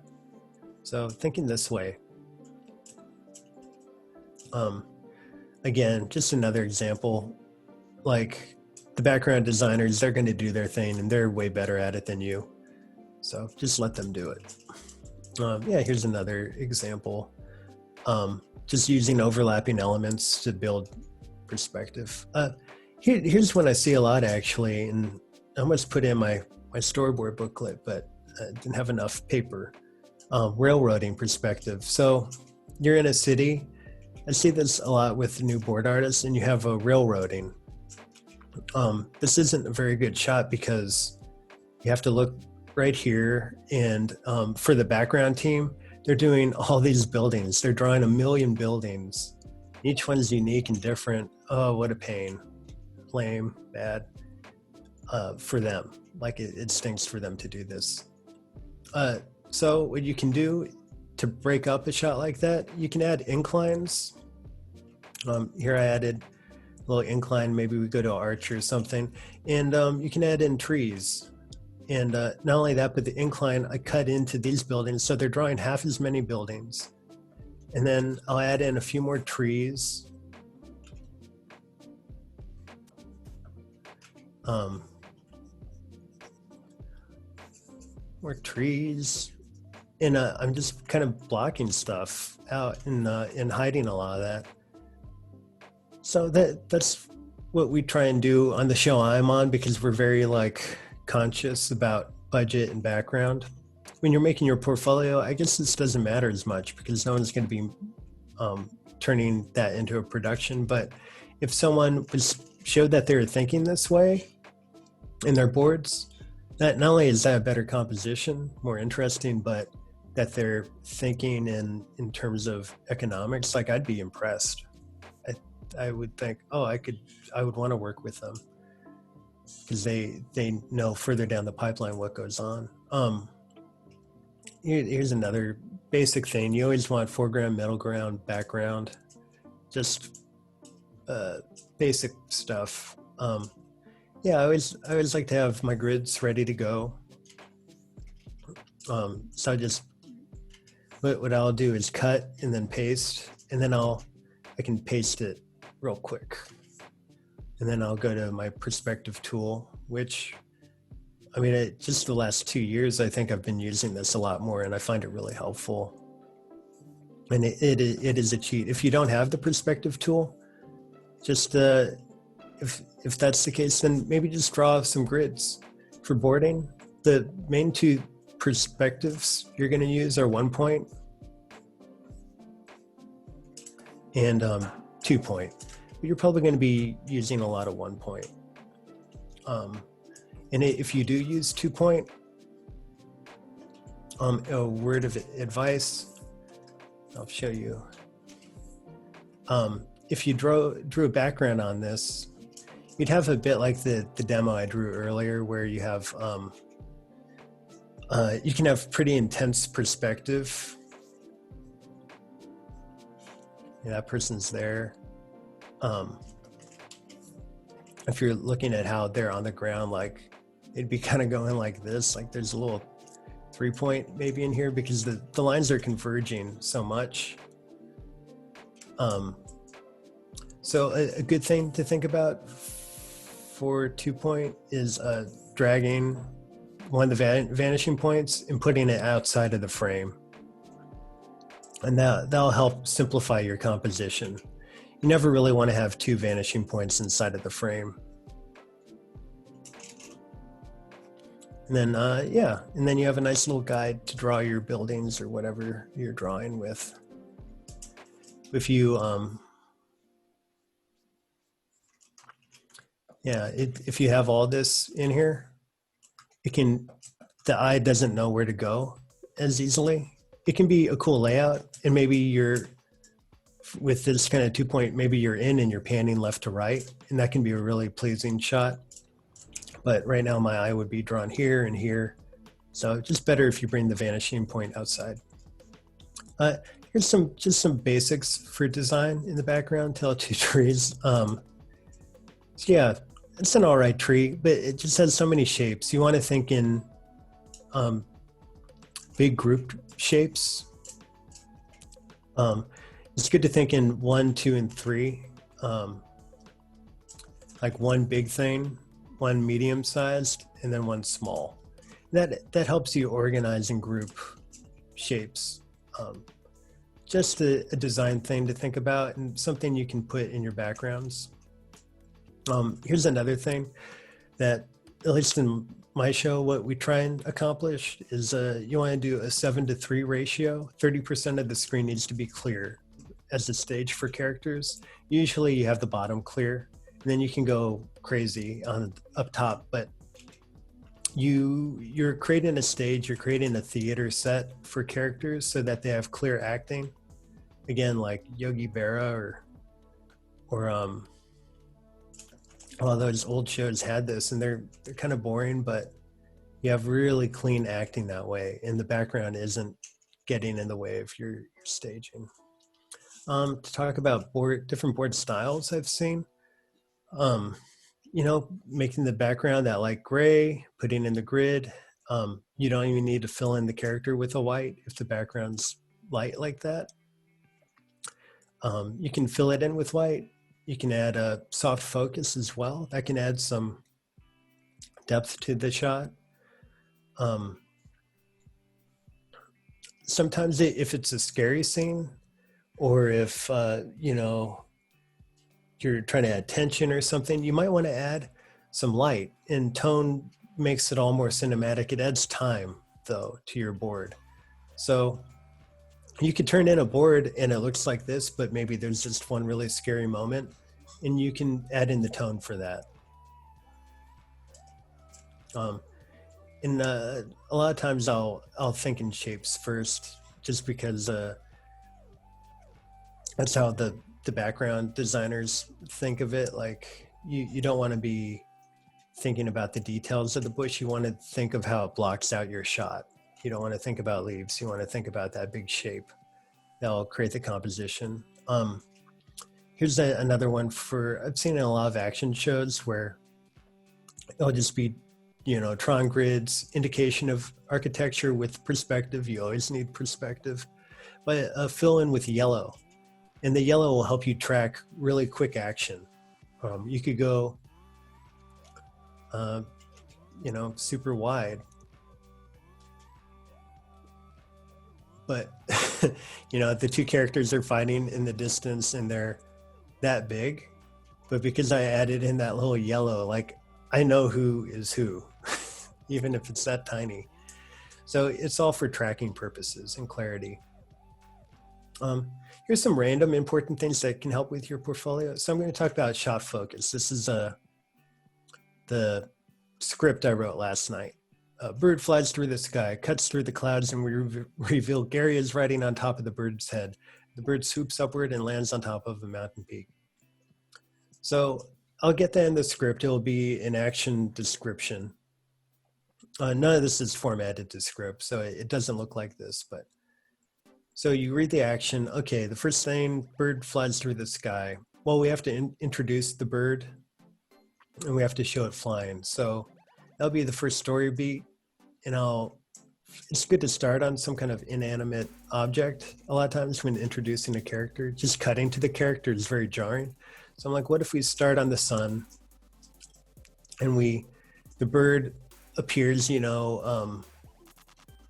as a silhouette, because it's backlit by the sun, and then we pan down with the bird and we swoop up, and me as an audience, I'm seeing this strong silhouette. I'm like, okay, there's a big bird. There's a bird. The next moment is it cuts through the clouds and we reveal Gary is riding on top of the bird's head. So here, make it clear Gary is on the bird, and where in my thumb, I'm like, what's the clearest shot I can possibly think of showing Gary on the bird? Probably something like this. I can worry about, adding the cloud elements and all that, maybe there's a cloud and then we see the bird burst through it with Gary. So I'm working out how all this happens. And then we're, in that kind of tracking shot with Gary. Or, maybe I don't need that at all. Maybe we can just cut to Gary. But the point is, Gary's on the bird. So how do I show that? In the clearest way possible. And then the bird swoops upward and lands on a mountain peak. So here, bird lands on a mountain. How can I show that again in a really clear way? I could shoot it from the other way, but that's not as clear if, the bird swoops in. Woo! And lands maybe more in the foreground on a mountain peak. Like I want to make it really clear that it's a mountain. So I shot it at this direction. I thought about How do I introduce the mountain? I think a pan would be a simple, nice way where we're tracking with the bird. We have something to track with. We pan with that animation to the new element I'm introducing, mountain. And then I show bird, land on mountain. So you got to be really, I don't know, kind of a nerd and just go through bird flies through the sky. That's the first shot I could do that. Gary's on top. Bird swoops upward and lands on a mountain peak. And so I'm like, okay, I'll do this in 3 shots. And then I draw the sound thumbnail, and then maybe I'll think about it later. I'm like, oh my gosh, if I just did one background, maybe I have the sun here.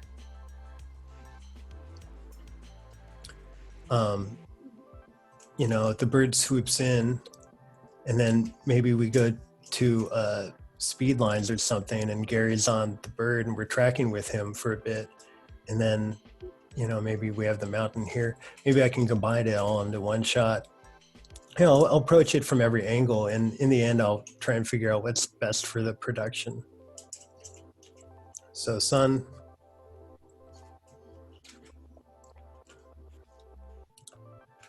Lands there in a mountain. This would probably be better for a feature where you can have, you know, crazy camera moves and you can track with stuff. For TV, I kind of like this more because easier to produce. This is a bit harder to produce for animating the bird rotating and stuff. This for cutting on all the difficult stuff to animate. So I approach, that's kind of my thought process. Break down the information, and then how do I show that as clearly as possible? And then if I want to, I could, you know, if I'm like, well, that's pretty clear, maybe there's a fun, crazy shot where, you know, I'm on the back of Gary and it's a GoPro type shot where we're with him and, you know, like Never Ending Story style, we're flying with him. Like maybe I could get away with that and still introduce Gary in a fun way. Like he's turned back, you know, a cloud whizzes by and he turns to look at it as it flies by, so we get a clear view of his face, and then he looks forward again. You know, I'll try and put in a fun shot so it's not just distillation of information. Here's just some story writing tips. So at the start, I always say keep it short. You want to get to the hook as soon as possible. This is for what we talk about in Mau Mau, trying to go through a beat outline. The middle is try and keep it gags, keep it physical, visual. It's kind of the fun. At the end, we always try and do a cool set piece or some kind of interesting visual gimmick. You know, it's building up to the confrontation, the big resolution. So make it kind of the biggest moment visually. Yeah, the 3 H's: humor, heart, spectacle. A spectacle. Yeah, this is story stuff. You want people to care about the characters. Like, how do you do that? This isn't as helpful for you all, though. Here's one thing. Shot count on Mau Mau, and I think most 11 minutes, you want to keep it pretty low. 160 scenes per 11-minute episode. Because every time you do a new shot, that's a new layout. So you want to try and combine shots into group shots, things like that, where characters can deliver dialogue quickly. We'll get episodes in and they'll be 200 plus. And if you get that high, then we're going to have to cut a lot of your art in the animatic phase. So I think 160 is good.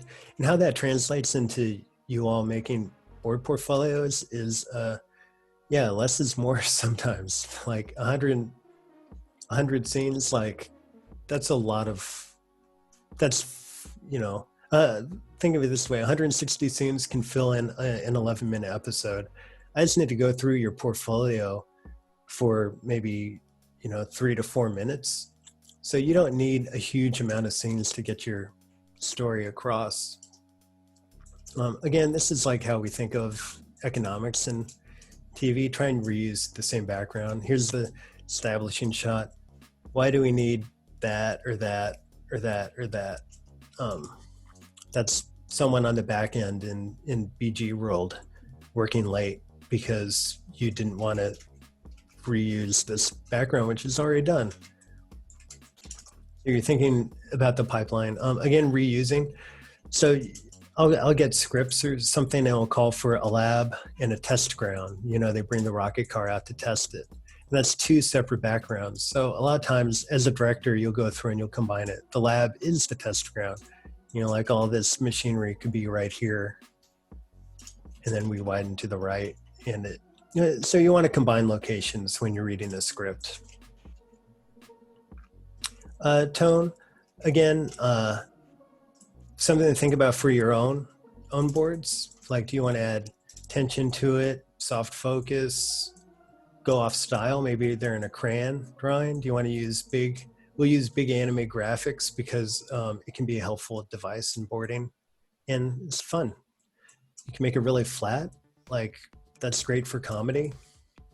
Dynamic, you know, here's something with those two vanishing points. So we have that kind of crazy converging perspective. This thing's all about the sword, so the sword's coming right at us. You know, painted flashbacks, depending on who you have as a BG team. But that can do a lot of work, storytelling wise. Transitions, you know, Steven Universe always ends with that little star. You know, X-ray, can we see through it? Like, is it like Looney Tunes? Are we, yeah,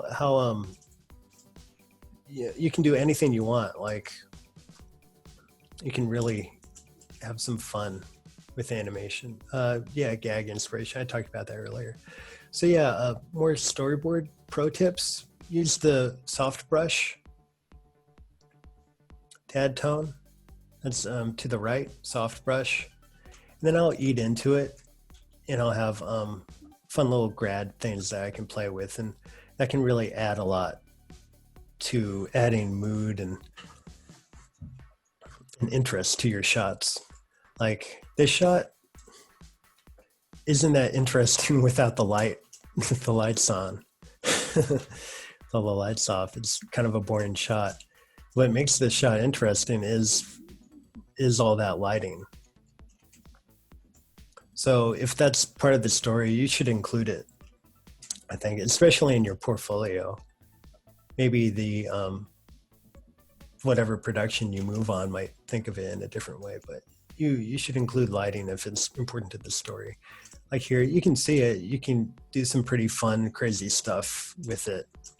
Like here, I grabbed, you know, these, cut it out, and then I just copied.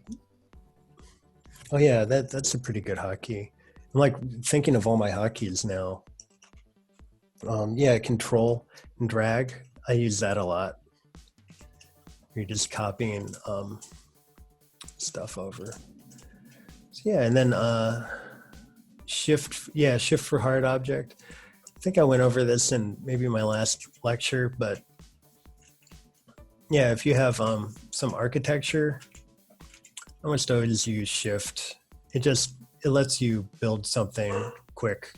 Like there's a triangle in perspective. You know, that's freehand. That took a little bit longer and it doesn't look as good or as solid.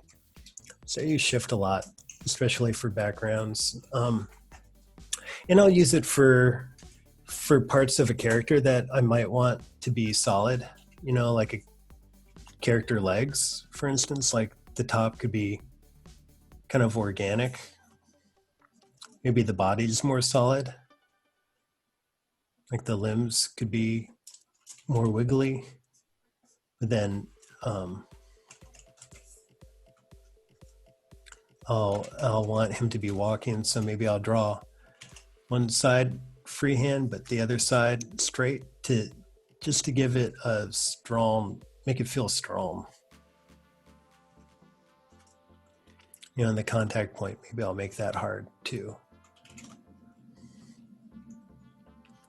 So yeah, try and work shift into your drawing. I think you might find it goes quicker. Oh yeah, so effects. I like to think of effects as shape design. You can draw line art, Like, that's my explosion. Adding tone though will make it a lot quicker. And then lots of times what I do is I'll just draw like I'll make a new layer. I'll quickly draw something out like that. And then maybe I'll make another layer on top, and then that, and then maybe I'll make another layer. That could be my smoke. Like that's how I think about this stuff in layers. Then maybe I'll merge it all. And then, I'll use like a fat brush. I won't spend a lot of time on it because someone will design it.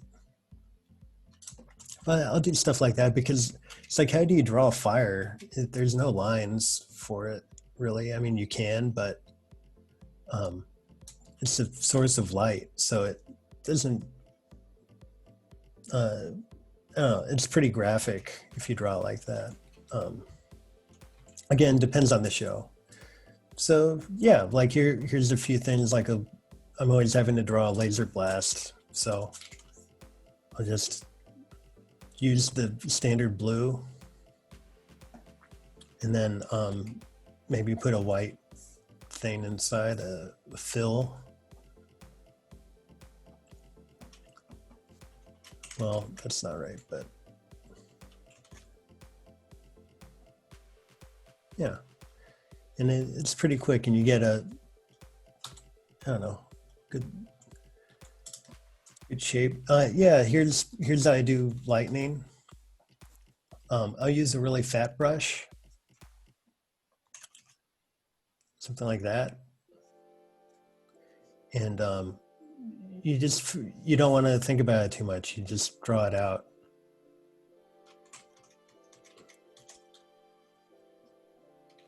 And then the interior, the lightning's hot, so I'll use my soft brush, draw behind it.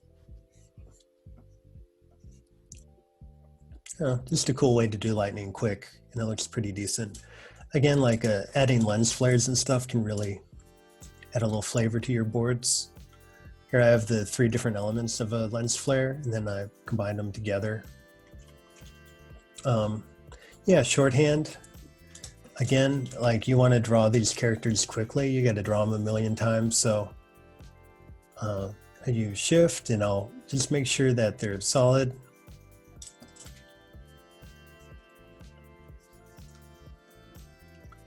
Maybe I'll do a cleanup pass after all of this if I'm not hitting it right away.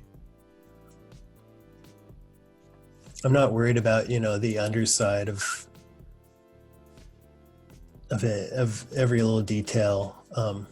Like here, I kind of went overboard. I'm like describing how that goes and that. But for the show I'm on currently, you don't need all that information. Here's just some fun shots too, to get you thinking outside of the box. Here's a character coming forward, and then they flip. So characters going in front of a light source. I didn't add any of that information here, but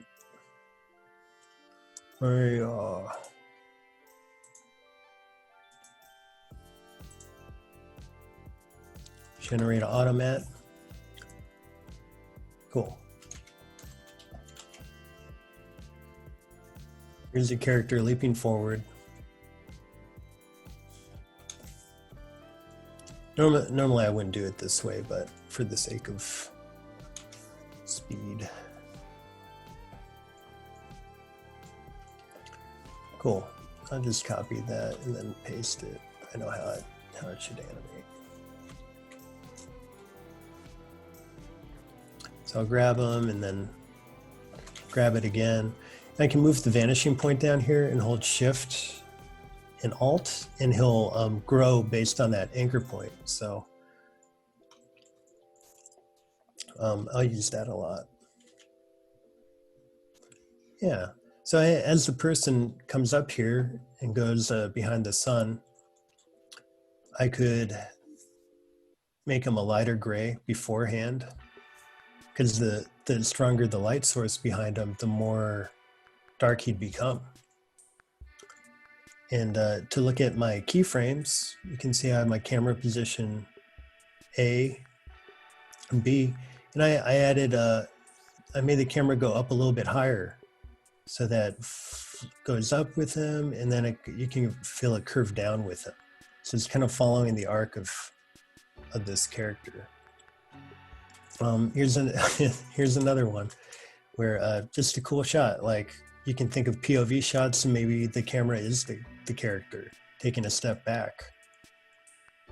And again, I just added those camera positions, and I had the arc go up higher and then go back down. So it feels like there's a step being taken.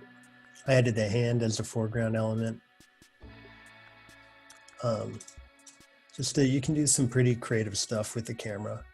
Here, I like this one, This Dog Is in Love. And if I added a sound effect here, it would feel like, a heartbeat. Boom, boom, boom, boom, boom, boom. You can do a lot with the camera. So just a few fun things there for you to think about. And yeah, that's kind of the end of that demo. That was amazing. I think everyone in the chat is feeling the same way. I think, what did it, Sylvester said, what the heck did I do to deserve so much knowledge? Cool. Yeah, I hope that's helpful. The sky's the limit in storyboarding. They say, take my money. They want class. Speaking of which, you have a survival guide. Where can we find that?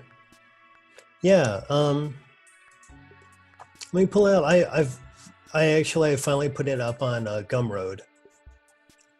So you can get off Gumroad, and I want to continue to update it as time goes by. So if you pick it up, I'll probably post more updates for it. That's the link to the Gumroad.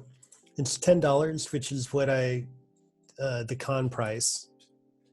And I actually, pretty cool, I just sold it to Big Mouth like a month ago.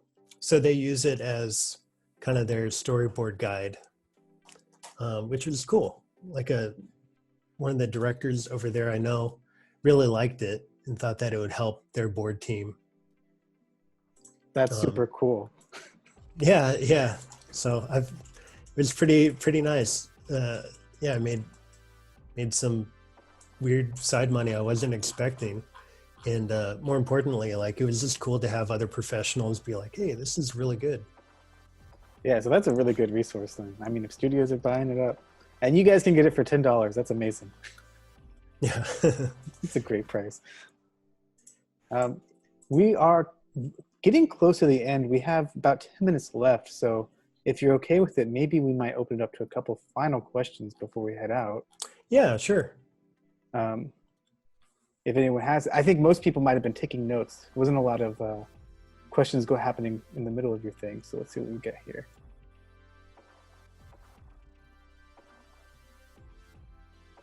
Okay, well, I have a question. I noticed when you were doing that scene, when you're breaking down the quote-unquote script, and you had red arrows indicating the bird flying in, and you wrote in, and then you had one that had the BG with the red arrow going back.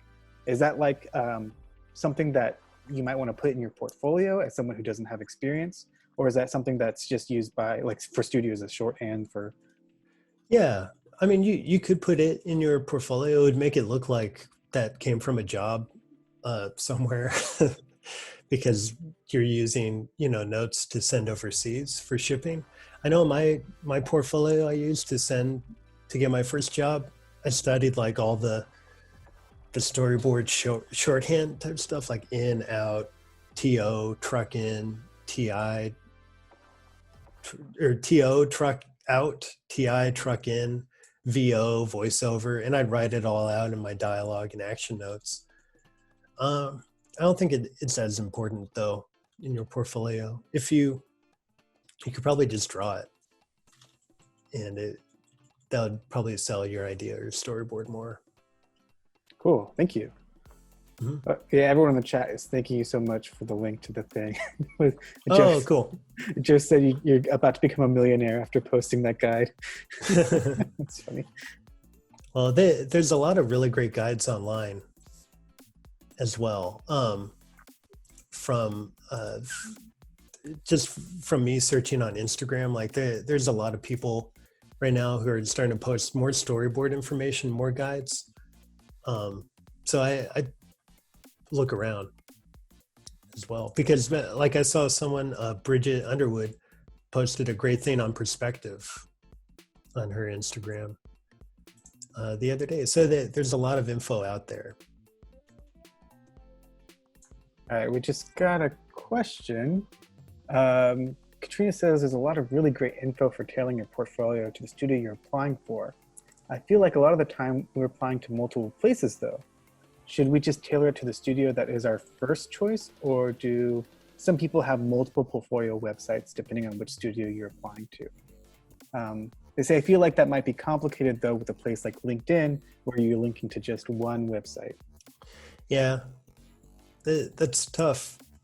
I think it's easy for me to be like, yeah, if you want to work on Family Guy, make a Family Guy type portfolio. If you want to work on, Loud House, make a Loud House portfolio, and you can have both, or do this or that.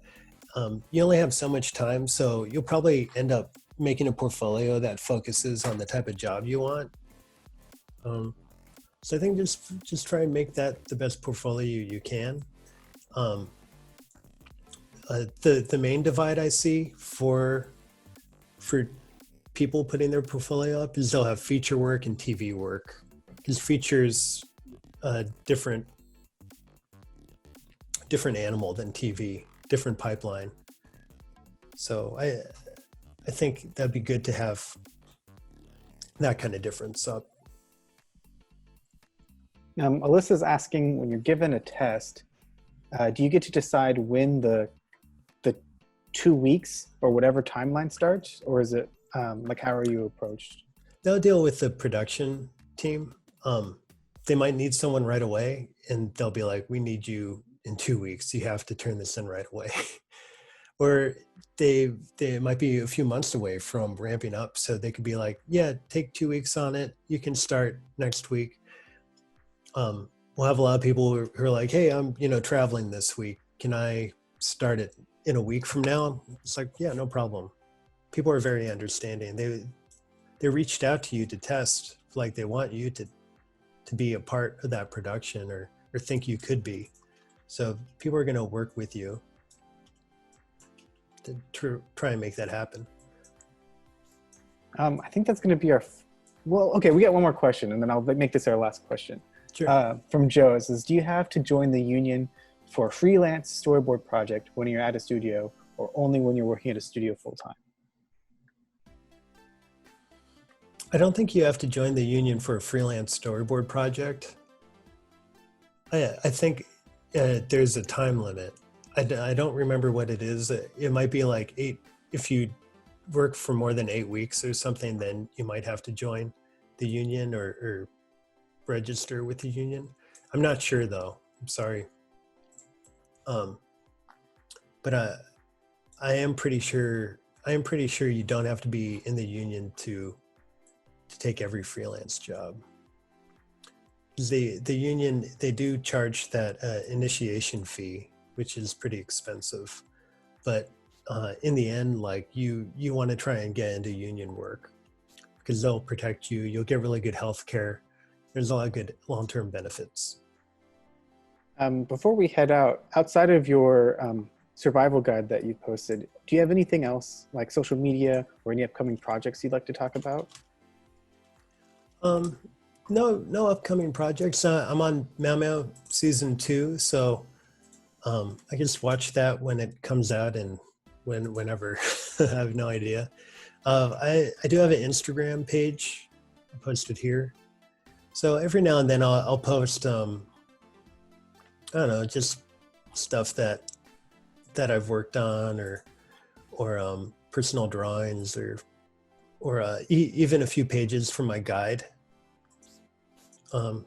So yeah, that's my main social. I learned last year actually through CTN the importance of having an online presence, because I had my table selling that booklet, and my friend who has more of a Twitter following posted about it, and after that almost everyone who came by was like, "Hey, I learned about you from Twitter." And I was like, "Oh, I should I should really ramp up my online presence like that. That's It sounds useful. powerful." But yeah, I hear that a lot of places are even hiring from social media now too. Yeah, 100%. Like we just reached out to, again, like someone in Europe for a job. They they can uh, they have amazing drawings, and we found out about them through online.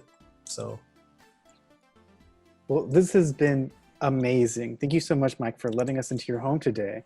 yeah, thank you. Yeah, I had a fun time. It was fun to think about all this stuff too. I love it. So good luck and have a great Saturday. Yeah, everybody have a great weekend.